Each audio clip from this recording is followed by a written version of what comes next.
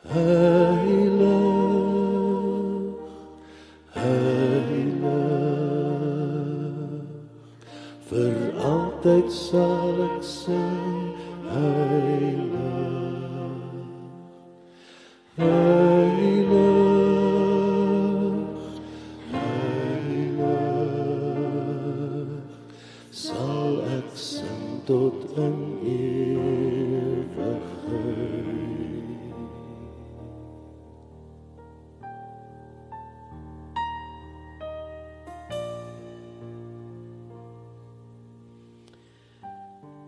Heilige Here, Jesus Christus, God die Vader en Heilige Gees, dankie dat ons in die teenwoordigheid kan staan en dat U genade oor ons lewe uitkyk en die potensiaal sien van U kinders, wat U sout en die lig kan wees in hierdie wêreld. Here, die plan wat U gemaak het vir U kerk en vir hierdie wêreld, is ons wat hier voor U staan. Here, dit is ongelooflik om te dink watter potensiaal U in U kinders sien, maar ook die ongelooflike vertroue wat U gestel het in elkeen van ons. Dankie Here vir daardie voorreg en dat ons U daarvoor kan eer. Heilige Gees, kom spreek nou, want U kinders luister. Amen. Amen, amen, amen. Dankie vir die musiekgroep. Kan ons vir hulle 'n lekker handeklap gee? Daar sy. Hulle het vir ons so goed gelei. Baie dankie julle. Ek is opgewonde om julle te kuier vanoggend op hierdie lekker warm oggend vanoggend. Kan julle dit glo? En ons gaan vanoggend 'n bietjie gesels oor die nuwe seisoen wat voor hierdie gemeente lê. Die nuwe seisoen wat eintlik voor ons almal lê, en dis 'n opgewondenheid wat ek hoop ons kan wek in elkeen van julle se harte. En as mens praat van nuwe dinge, as die Here met ons praat oor nuwe dinge, dan is daar soveel verskillende tekste in die Bybel wat ons na kan kyk en kan lees. Paulus skryf daaroor in 2 Korintiërs 5, en hy skryf veral baie daaroor in Romeine 8, maar ook in Efesiërs 4, soos hy vir al die gemeentes sy briewe skryf. Na die gemeentes geplant is, en hy daarso gepreek het, en hy die nuwe evangelie aan mense gedeel het, dan skryf hy natuurlik vir hulle briewe daarna, om hulle te bemoedig en om die waarheid vas te lê. En ons is bevoorreg dat die Heilige Gees dit so bewerk het om die mense in die Bybelse tyd te dring om dit op papier neer te skryf, sodat ons 2000 jaar later steeds kan leer en lees van hierdie heilige skrif, hierdie lewende woord wat die Here vir ons gee. En in die gemeente van Efese, dan skryf Paulus vir hulle, en as jy in jou Bybel by Efesiërs sou oopmaak, of jy wil jou foon dalk daar oopmaak by jou Bible app, dan sal jy sien dat Paulus skryf hierdie ego van dat julle word in staat gestel as gelowige kinders van die Here om met verwagting uit te sien en om julle gawes te gebruik wat die Here julle gee om hierdie wêreld 'n beter plek te maak. En 2 weke terug het ek so ietsie gedeel oor ons identiteit in Christus en dat ons eintlik ons lewe wil meet nie aan wat die wêreld vir ons sê nie, maar ons wil ons lewe meet aan wat die Here vir ons sê, en wat hy van ons dink, en hoe hy oor ons dink, en wat hy alles gedoen het om jou naby aan hom te hê. En vandag gaan ons nou 'n trappie verder, want julle staan eintlik op die vooraand van 'n nuwe seisoen waarin die gemeente gaan ingaan met 'n nuwe leraar, en die plan wat die Here deur hierdie gemeente wil laat verwesenlik, daarvan is elkeen van ons deel. Elkeen van ons speel 'n ewe belangrike rol in die Here se koninkryk. Dis nie die leraar nie, dis nie die musiekgroep nie, dis nie die leier ouderling of die voorsitter van die kerkraad wat enigstens belangriker is as enige iemand anders in die gemeente nie.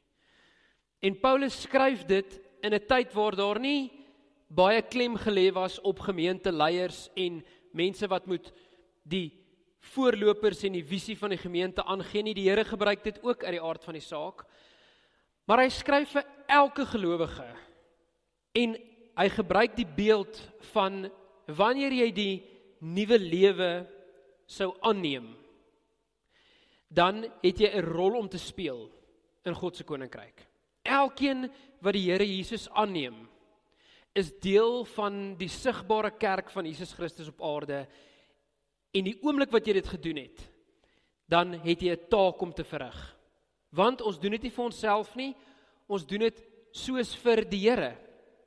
Ons doen dit nie om ons eie lewens te verryk nie, of om net beter te voel oor onsself, of om ons emosies beter te bestuur nie. Ons doen dit vir die Here se koninkryk. Want jy kom agter, nou leef ek nie meer vir myself nie, ek leef nou vir die Here. So jouself word begrawe, sê Paulus, sê die woord vir ons.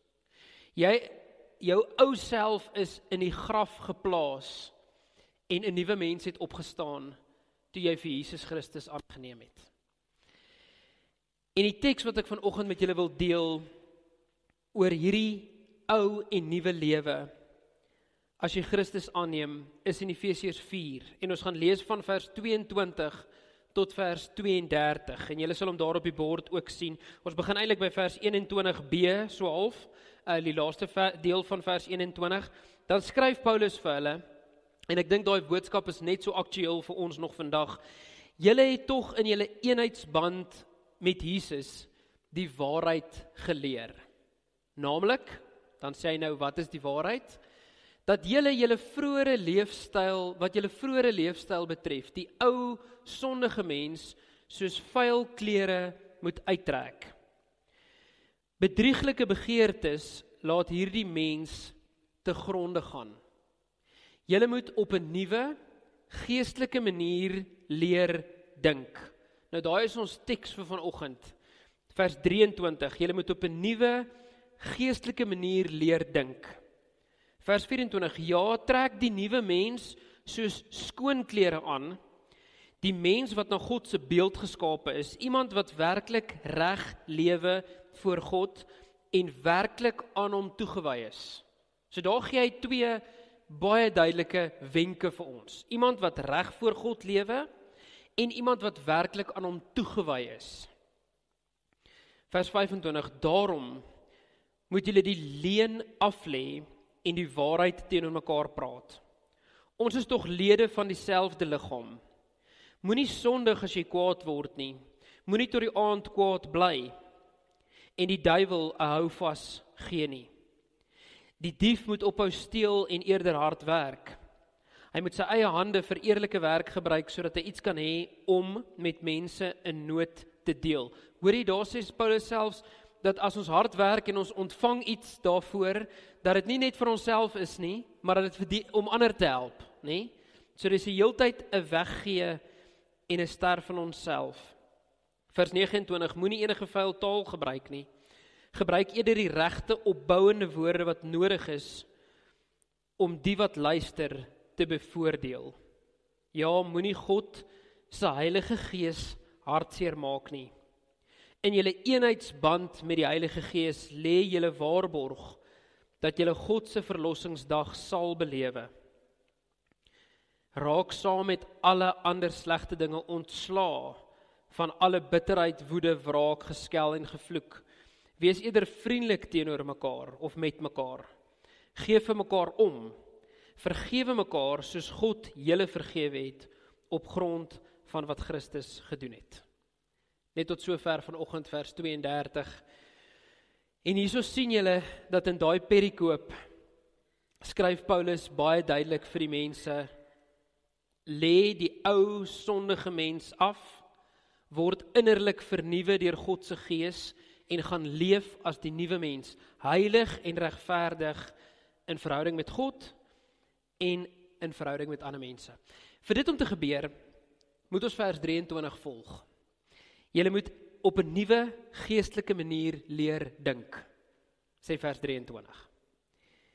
So die manier hoe ons oor die lewe dink, ons kan sê dit is ons wêreldbeskouing of ons wêreldbeeld, die manier hoe ons na hierdie lewe kyk en na die wêreld kyk in sy totaliteit, nie net jou konteks waarin jy leef hier in Delmas nie, maar hoe kyk jy na die wêreld? Hoe dink jy oor die wêreld? Want die sleutel is dat ons niet geestelik moet dink.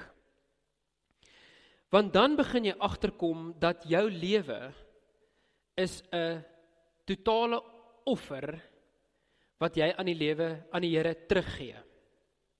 Hy het vir jou die offer kom gee en kom sterf in jou plek, sodat jy van ewigheid tot ewigheid die heerlikheid van God sal beleef, en daai is gedoen. Daar's niks wat jy kan doen wat maak dat daai kruisdood nietig verklaar sal word in jou lewe nie. Maak so hoeveel sonde jy doen nie, maak so hoeveel van hierdie goed wat Paulus vir hulle skryf, wat hulle nie moet doen nie, niks kan jou uit daai genade plek van God kom ruk nie. So dis gedoen. Ek het laas naweek in Groblersdal gepreek, en toe kom ek in die Grieks net weer agter, dat wanneer God sê, julle is vrygespreek, dan praat hy in die Grieks van 'n daad wat volledig is, en wat totaal afgehandel is. Dis soos amper soos 'n opdrag wat die Here gee. Jy is vrygemaak. Jy is gered.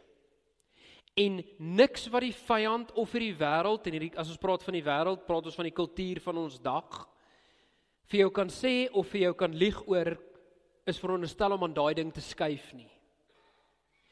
Want dis vas, dis waar, dit was 'n volledige, eenmalige daad, dat jy vrygespreek is, toe jy die Here Jesus aangeneem het. En wanneer jy dan ook die Here Jesus aangeneem het, het jy die vuil klere uitgetrek, en jy het die nuwe klere, skoon klere aangetrek. Wat beteken jy is gered? Jy kan 'n heilige lewe leef, omdat God jou kom heilig. Nie onsself nie, want self is ons nie daartoe tot in staat nie. Maar Paulus sê vir die gemeente in Efese, of kom ek stel dit anders, hy sê nie vir hulle, kry julle lewens reg, sodat julle deel van die kerk en van die gemeenskap van gelowiges kan word nie. Hy sê die teendeel. Hy sê vir hulle, julle is deel van die kerk en die gemeenskap van gelowiges. Tree dan soos mense op, vir wie se lewe dit waar is. So hy sê, dis klaar vir jou gedoen. Jy het klaar die nuwe lewe reeds ontvang. Jy is in God se oë, omdat hy na jou kyk deur die filter van die kruis, is jy sonder vlek of rimpel, sonder enige sonde. Want God kan nie na jou kyk en jou sonde en jou vuil lewe raak sien nie, want hy kyk deur die filter van die kruis. En deur die filter van die kruis maak dit alles skoon. Dit vat alles weg wat in jou lewe sleg kan wees. En daai gedagte is veronderstel om ons so opgewonde te maak oor die lewe. In hierdie donker wêreld, in hierdie korrupte land, in hierdie omstandighede waar ons net ons kop kan skud en eintlik moet sug oor alle dienslewering, oor alles wat verkeerd is, as jy weer deur 'n slaggat ry en jou rim afskryf, soos my vrou laas Vrydag, en ek wil weer slange vang, okay? Deur dit alles, in die gemors waarin hierdie wêreld vir ons lyk dit is daar een plek en een organisasie wat die lig in al hierdie donkerte veronderstel is om te wees. Ons het Pinkster gehad 'n paar weke terug, wanneer was dit nou, 2 weke terug, en ek moet net vir julle iets deel, want dit was vir ons 'n absolute openbaring. Ons het 'n ou genooi, sy naam is Gary Skinner, het ek al die storie vertel hierso? Nog nie, okay, dankie tog. Ek kan nie onthou waar ek al die stories vertel nie, want ek is so opgewonde daaroor, ek vertel dit sommer weer vir jou. So as jy hom gehoor het, vra ek groot om verskoning. Gary Skinner is eintlik 'n ou wat van Engeland en Kanada afkom, Maar 40 jaar terug, eintlik 42 jaar terug, toe roep die Here hom Uganda toe.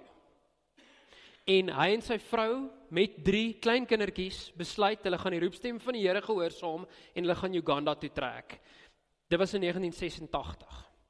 En in 1986 het hy die kerk geplant. Hy is net bietjie voor dit daar gewees. Toe is Uganda in 'n burgeroorlog. So die land is in oorlog met mekaar. Chaos. En die Here sê vir my met 'n kerk gaan plant daar. En hulle gaan plant die kerk. En dit was baie teenstand wat hulle ontvang het. En die Here sê vir hulle, daar's net een ding waarop ek wil hê jy moet fokus vir die res van jou lewe. En hy gee vir hom hierdie visie en hierdie woord.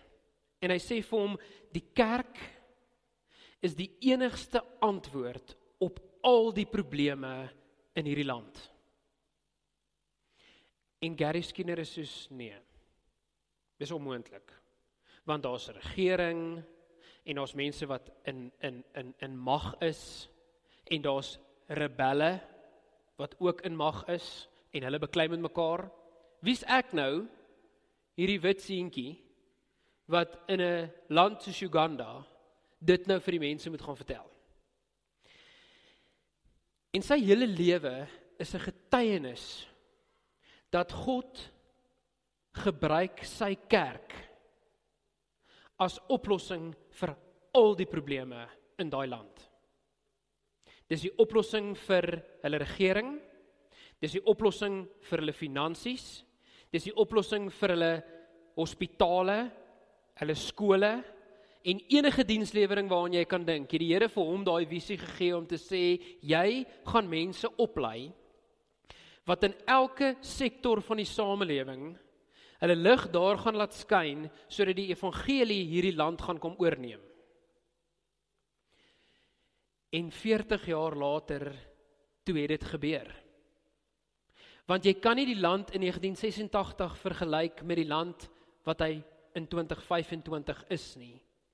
En 'n groot deel daarvan, eintlik die grootste aandeel daarvan, nie 'n groot deel nie, die grootste aandeel daarvan, is Watoto Church in Uganda.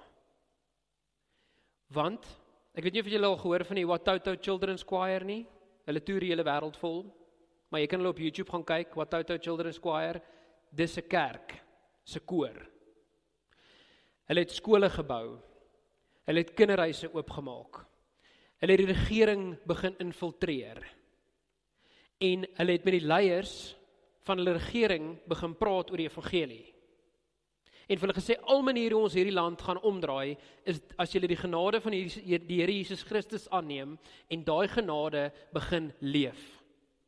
As julle dit soos nuwe klere begin aantrek, en vir mense begin sê, jy doen nie dinge so nie, dit was ons ou lewe, ons doen dinge nou so, dis ons nuwe lewe, dis waartoe die Here ons roep, want hy roep ons vir getrouheid, en hy roep ons vir gehoorsaamheid, en ons gaan dit so leef, en al die goed wat Paulus hier so genoem het, wat vir jou nou kon klink soos 'n aanklag, as hy sê, moenie kwaad praat nie, moenie die duiwel hou vasgee nie, moenie steel nie, maar werk hard, moenie vuil taal gebruik nie, gebruik opbouende woorde wat nodig is om mekaar te bevoordeel, moenie die Heilige Gees hartseer maak nie. 'n klomp goed, raak ontslaaf van bitterheid, woede, wraak, geskel, gevloek, wees vriendelik met mekaar, gee om vir mekaar, vergewe mekaar, soos God julle vergewe het, op grond van wat Christus gedoen het. Hierdie woorde wat Paulus geskryf het, is die sleutel, dat God se kerk, is die geheim, tot alles wat goed moet wees in hierdie wêreld. Ons kan dit nie aan enigiemand oorlaat nie. Ons kan dit nie oorlaat aan die regering nie. Ons kan dit nie oorlaat aan politieke leiers of gemeenskapsleiers of welsynsorganisasies nie. Nie dat ek sê hulle doen nie goeie werk nie. Maar die kerk van die Here Jesus is die antwoord op al die probleme waarmee ons sit. Want dit beweeg iemand van 'n lewe van sonde en selfbevoordeling na 'n lewe van vryheid en ander bevoordeling. om ander bo myself te stel, om die lewe vir ander mense beter te probeer maak. Want hierdie evangelie van Paulus, van Jesus Christus, waarvan Paulus skryf, Jesus se evangelie waarvan Paulus skryf, vra 'n volledige omkeer. Nie net geloof in jou hart nie, maar 'n vernuwing van jou hele lewe. 'n Vernuwing van hoe jy na die lewe kyk. Hoe jy na jou konteks en jou omgewing kyk. Hoe jy kyk as jy vanaand gaan slaap en as jy môreoggend gaan opstaan. Hoe jy kyk as jy môre by jou werksplek gaan inloop. 'n Volledige vernuwing en nuut dink, want heiligmaking is 'n praktiese ding. Dis nie net iets wat hier in die lug hang nie, dit raak hoe jy praat en hoe jy werk en hoe jy voel en hoe jy vergewe en hoe jy optree. Heiligmaking is 'n totale ding wat God kom doen, want dit lê gewortel en gebou op ons vergifnis wat Jesus Christus vir ons kom gee het. So ruim eers alle skuldgevoel uit die weg en alle minderwaardigheid van Here, ek is nie goed genoeg om deur U gebruik te word nie, want ek het soveel sonde in my lewe en ek kry nie die ding reg nie en ek het al soveel keer probeer, dit is gedoen.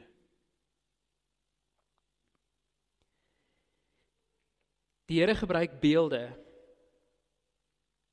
van nuwe wyn in ou wynsakke. Hy sê jy gooi nie nuwe wyn in ou wynsakke nie, want dit sal bars.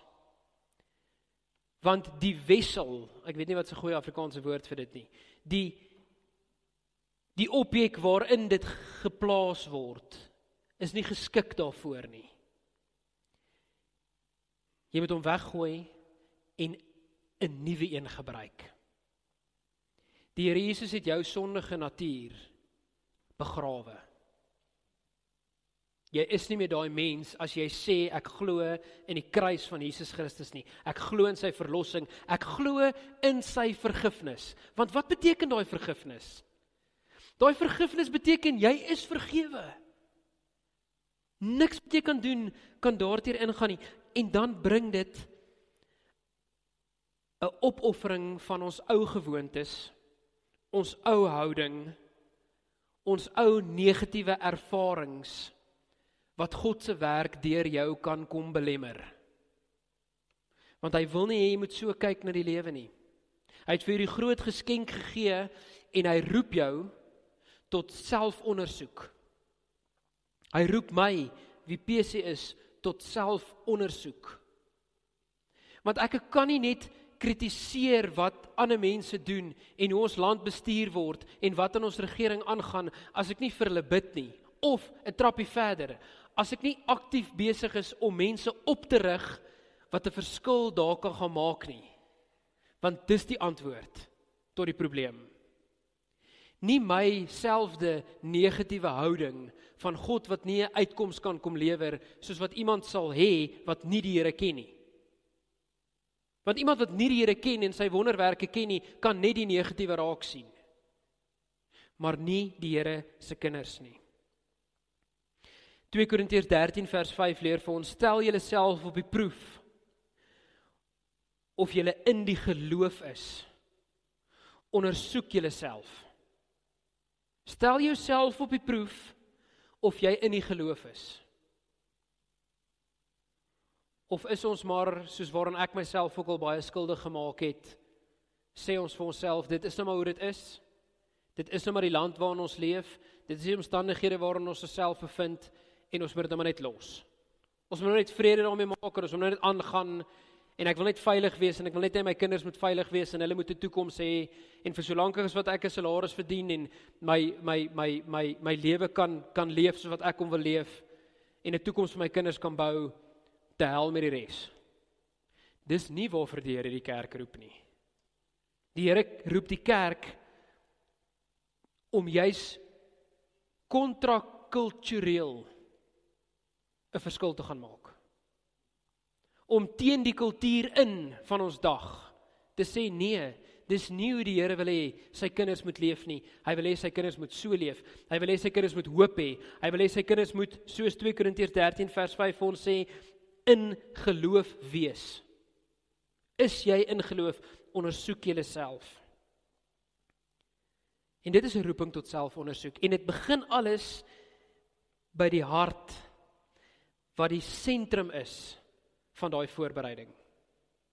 Here, hoe is my hart teenoor hierdie situasie? Hoe is my hart as ek vanoggend by daai deure ingeloop het en ek weet u het 'n afspraak met my gemaak en ek gaan 'n ontmoeting met u hê en ek gaan u woord hoor en ek gaan vir u sing. Hoe is my hart teenoor dit? En wanneer die Here ons kom bemoedig het en wanneer die Here vir ons 'n nuwe visie weer kom gee en 'n nuwe seisoen van opgewondenheid voor ons kom stel, hoe is my hart as ek hier uitloop vanoggend? Hoe is my hart as ek weer die lewe gaan doen hier buite? Ek wil vir julle lees wat het Oswald Chambers geskryf in die 1800s oor hierdie teks van Efesiërs 4. Hy het geskryf, when we are born from above, the life of the Son of God is born in us. Sien julle daar, the life of the Son of God is born in us. And we can obey him and serve him in holiness. A new life is not just a better version of the old life. It is a completely new creation. Dis nie net 'n beter weergawe van die lewe wat jy gedink het jy gaan leef nie. Dis 'n totale nuwe skepsel. Dis 'n nuwe lewe.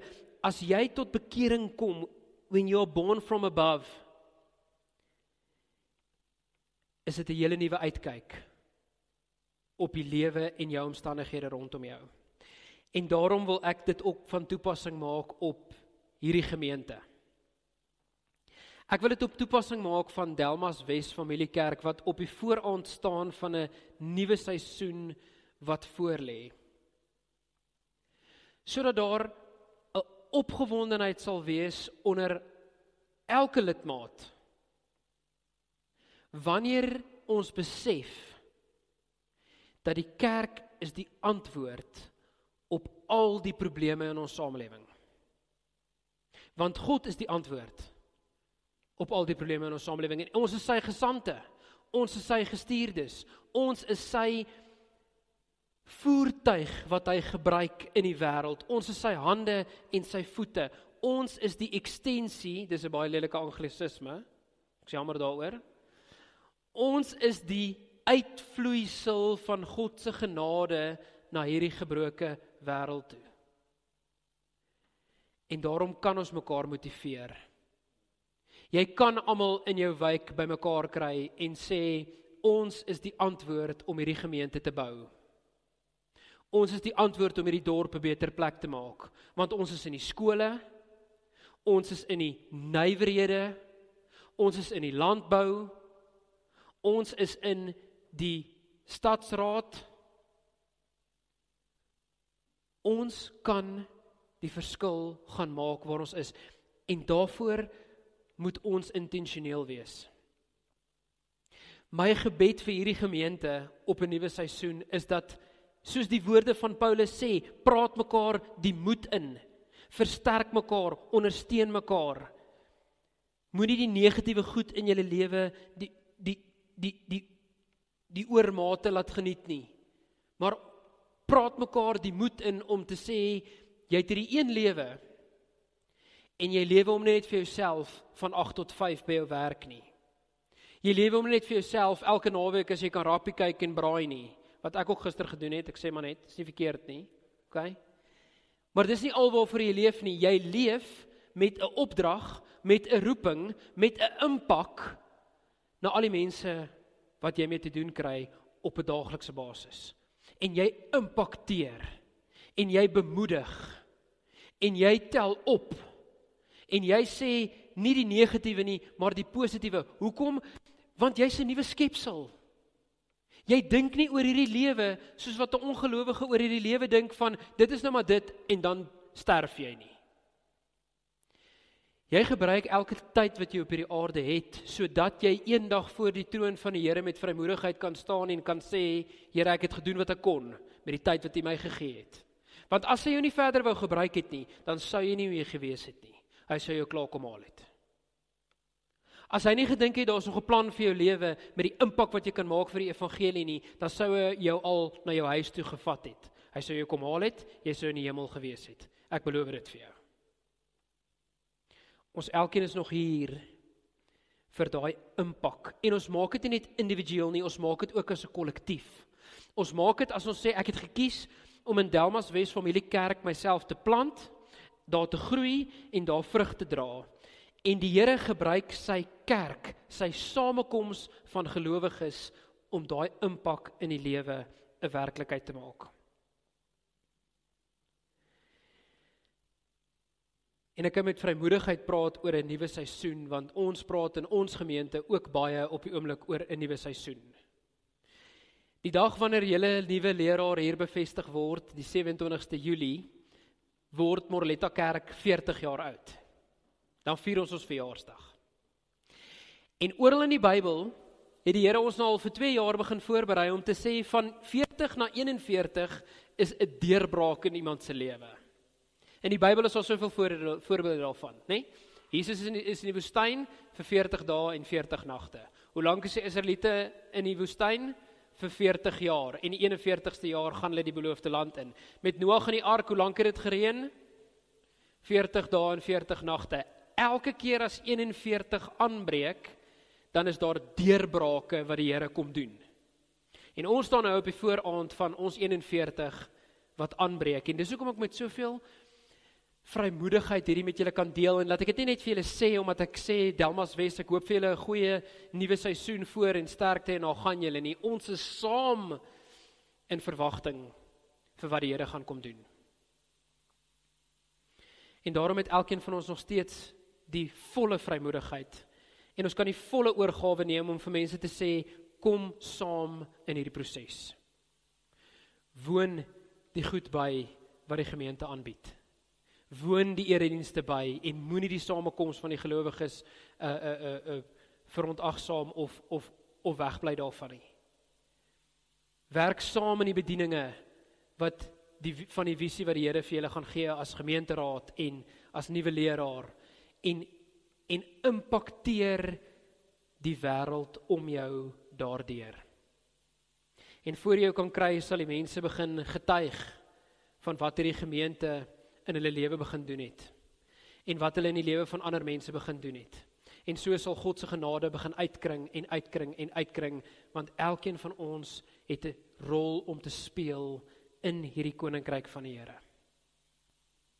En as jy intentioneel daai rol opneem, dan sal die Here dit vermeerder.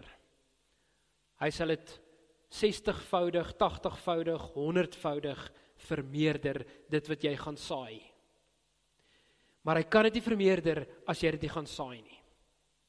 Hy kan dit nie vermeerder as ons nie gehoorsaam is aan die woord wat hy vir ons kom gee, sy woord om te sê, gaan doen dit. Gaan uit, wees gehoorsaam, wees getrou. Gaan doen wat ek jou voorgemaak het om te doen. Want is jou bestaansreg. En as die kerk van die Here Jesus Christus, in sy gestalte van Delmas Wes, of sy gestalte van Morletta Kerk, nie doen waarvoor die Here hom geskep het om te doen nie,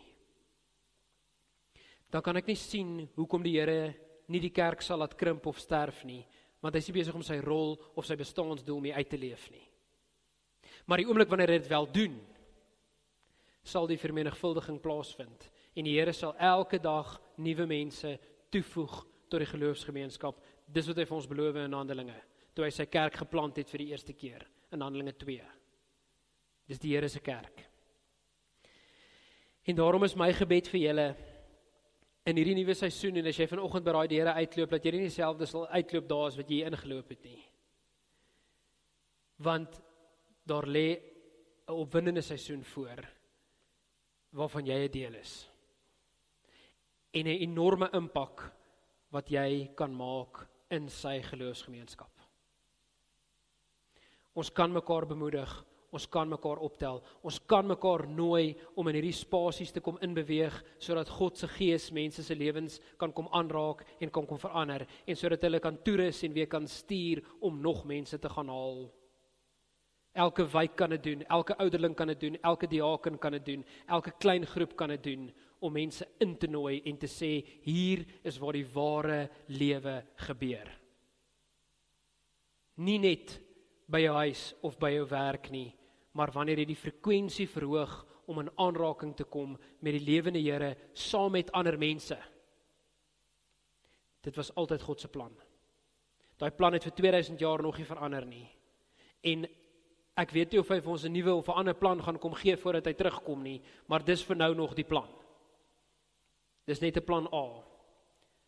Hy het nog nie 'n plan B gegee nie.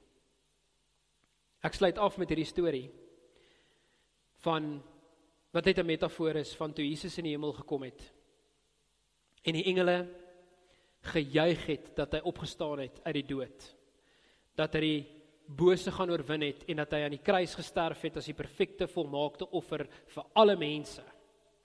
En hulle kom in die hemel en hulle juig biljoene en biljoene engele en hulle sê vir die Here, mag ons asseblief nou gaan en vir die hele wêreld daaronder gaan vertel wat U kom doen het. En hy sê nee, julle mag nie. En hulle sê vir hom, maar hoekom nie? Dis die beste nuus wat die wêreld nog ooit sal hoor en gaan hoor, en dit gaan almal so opgewonde maak, want hulle gaan besef, U het vir hulle sondes gaan sterf. En die Here Jesus sê vir hulle, ek het 12 mans opgelei, vir 3 jaar, wat dit gaan doen. Julle mag nie gaan nie. En hulle is al so 'n bietjie teleurgesteld, en hulle sê vir hom, maar wat as hulle dit nie doen nie? Wat as die wêreld nooit hierdie boodskap hoor nie? En die Here Jesus sê vir hulle, ek glo in hulle. Ek glo dat hierdie 12 mans die hele wêreld gaan verander, en die hele wêreld sal hoor van hierdie boodskap deur daai 12 mans. En die engele vra vir hom, en as dit nie werk nie, wat is plan B? En hy sê, as plan A werk, dan het ons nie 'n plan B nodig nie. Ons almal wat in hierdie gebou is nog steeds deel van plan A. 2000 jaar later is jy deel van daai plan. God het nog nie 'n plan B kom gee nie. Hy het nog nie gedink is nodig om 'n plan B te kom gee nie, want hier sit ons, aan die suidepunt van Afrika, met die evangelie voor ons, wat die disippels en die apostels verkondig het. En God het gesê, die magte van die doderyk sal hierdie kerk nie oorweldig of oorwin nie. Hy sal vir altyd bestaan, totdat hy weer terugkom, om 'n nuwe Jerusalem te kom skep. Ek en jy is deel van plan A. Kom ons gaan leef plan A tot die beste van ons vermoë. Here, dis alles net moontlik deur U Gees wat uitgestort is en wat deur die mense gevloei het. Daarom kom vra ons nou, Heilige Gees, kom vervul my opnuut, sodat ek ook daai lewe kan gaan leef wat U vir my in gedagte het. Here, ons weet dis 'n lewe wat vreugde en vrede gaan bring wat alle verstand te bowe gaan. Dis 'n lewe van vervulling, want ek is in my bestaansdoel. Ek bestaan slegs, Here, sodat U my kan gebruik. U het nog nie 'n ander plan kom maak nie. U het nog nie U biljoene engele gestuur om die boodskap vir elkeen in sy huis te kom vertel nie. U stuur ons. En mag hierdie nuwe seisoen wat vir ons voorlê, Here, een wees van besondere geestelike verdieping en nabyheid aan U. En mag ons uitgaan, Here, en vir onsself 'n doelwit stel in hierdie gemeente, om deur die hele lys van mense te werk en te nooi en te motiveer en te praat en te bemoedig en die gemeente bymekaar te trek, Here. Elkeen van ons is 'n instrument in U hand en U wil ons gebruik in hierdie wêreld. Mag dit so wees en mag U U doel bereik deur elkeen van ons. Amen.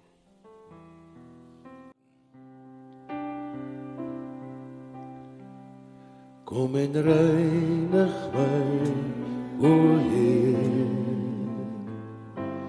Week my sonde en skuld in die bloed van U Seun.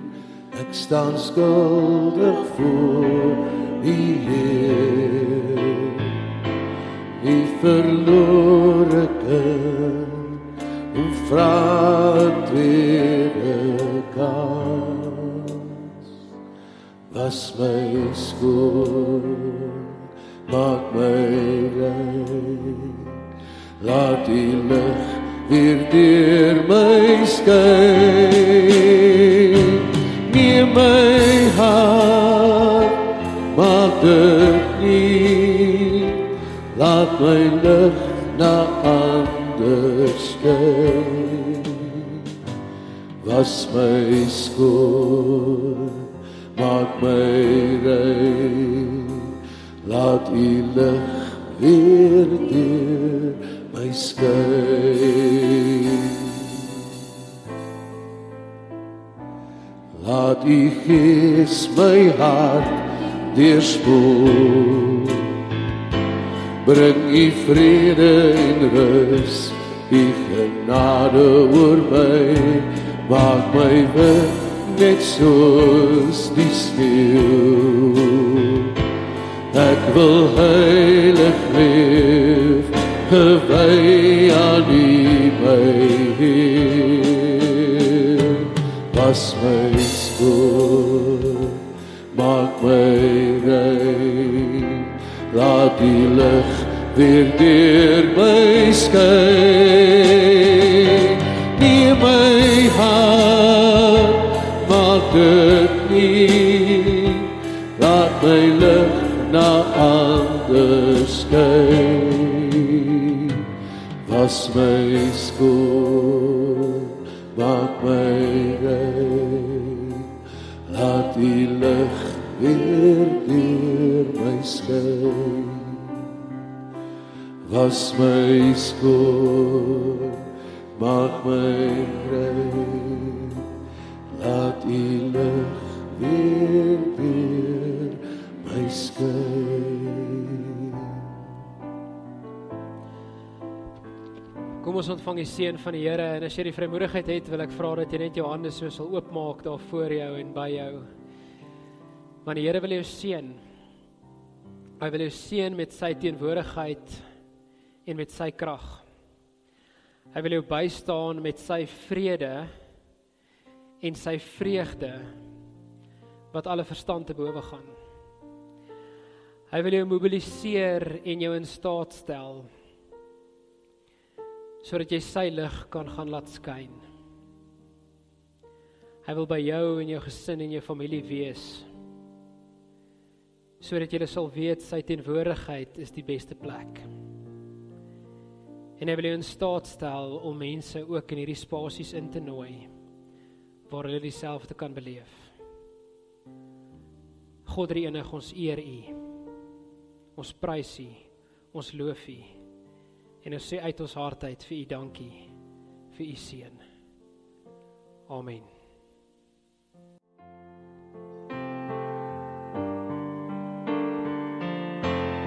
Gee my 'n hart vervul met lof, verlos en waarlik vry, 'n hart deurdrink met Jesus bloed gestort vir